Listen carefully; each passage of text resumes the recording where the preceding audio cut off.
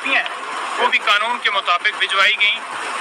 आप सबको पता है, वहाँ पर भी बताया गया कि जो साजिश थी, जो बाहर से धमकी मिली, उसकी रोशनी में हुकूमत गिरा दी गई और जो इल्ज़ाम लगाया जा रहा है कि किसी और स्टेट को फ़ायदा दिया गया है। कैसे फ़ायदा दिया गया है? अगर बाहर से धमकी मिलती है और इमरान खान साहब अपनी कौम को बताते हैं कि ये साइफर जो है आया है और इसके बदले में हमारी जो चलती फिरती हुकूमत है उसको गिरा दिया गया, तो वो क्या जुर्म था?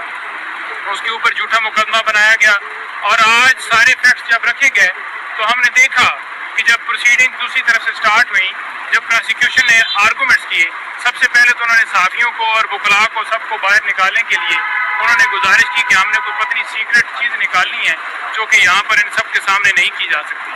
हम भी बड़े शौक देख के पता नहीं क्या ओरिजिनल साइफर लेके आ गए। जब समाज शुरू हुई है तो उन्होंने जो हमने देखा कि जो कानून पढ़ रहे थे, जो कानून का हवाला दे रहे थे, उस कानून को वो बताने नहीं चाह रहे थे कि ये कौन सा कानून है। हमने जब उनसे पूछा कि आप बताएं कि ये कौन सा लॉ पढ़ रहे हैं, तो उन्होंने कहा कि ये सीक्रेट है, हम नहीं बता सकते।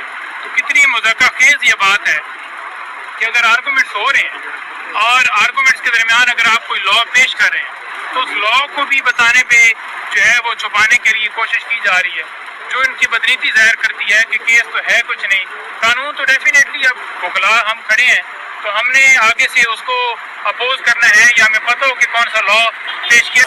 हमने कोई ऐसी चीज़ नहीं देखी जो कि वो साबित कर सके। हमारा जो बिल्कुल क्लियर मौक़िफ़ ये था कि आपने जुर्म साबित करना है, आप साबित करें कि क्या जो डॉक्यूमेंट्स जो कॉपियाँ थी जुर्म करना क्या वो जुर्म था, आप इसको साबित करें ना कि ये हमने जुर्म किया। तो उनसे साबित नहीं हो पाया किसी तरह से कि ये आपने जुर्म किया। फिर हमने ये कहा कि जो आप चोरी के हवाले से बात करें, प्राइम मिनिस्टर ऑफिस का जो अमला है वो इसका कस्टोडियन है, उनके ऊपर जिम्मेदारी आयद होती है। ये भी हमने हवाला दिया कि जैसा आप बैठे हुए हैं अदालत में, अगर यहाँ पर कोई ऑर्डर हो रहा है या यहाँ पर कोई डॉक्यूमेंट्स हैं जो कि आपके स्टाफ के पास है और वो गायब कर देता है, तो उसकी जिम्मेदारी आपके ऊपर तो नहीं है। जो इंचार्ज होता है उस अपनी पोस्ट का, जो उसके पास डॉक्यूमेंट्स जाएंगे उसका जिम्मेदार वो होता है। और जो पुराना लॉ है, जो पुराना ऑफिशियल सीक्रेट एक्ट है, उसका भी हमने हवाला दिया कि ये नया जो है इसके ऊपर इतलाफ ही नहीं होता।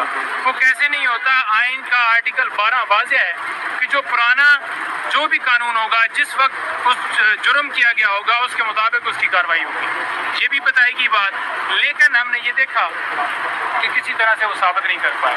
और जो वो उन्होंने दफात लगाई चोरी के हवाले से, वो भी वो साबित नहीं कर पाए कि कोई खान साहब ने कोई वीडियो पेश कर सकें या कोई ऐसी एविडेंस। और जो रोल है प्रिंसिपल सेक्रेटरी का आजम खान का इस FIR के अंदर, हमने वो भी पूछा कि जब उनका रोल डाला गया है कि वो सारा कर रहे हैं, तो क्या उन्होंने कोई बेल ली है? क्या उन्होंने कोई किसी जगह के ऊपर आपने कोई जो इंक्वायरी कर रहे थे उसमें कहीं पे आपने उनको डाला है? वही ऐसी बात नहीं थी।